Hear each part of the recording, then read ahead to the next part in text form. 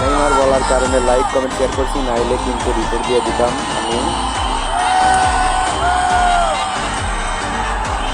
সাবাস সাবাস, এবার খেলা হবে, বিশ্বকাপ আবার নেইমার নেবে, নেইমারের হাতেই উঠবে ইনশাল্লাহ। দেখো দাও, পুরো প্লেয়ারের দাম দেখো আর আর সম্মান দেখো, নেইমারের ডান্স শুরু করে দিছে সবাই। এটাই ভালোবাসা নেইমারের প্রতি সবার।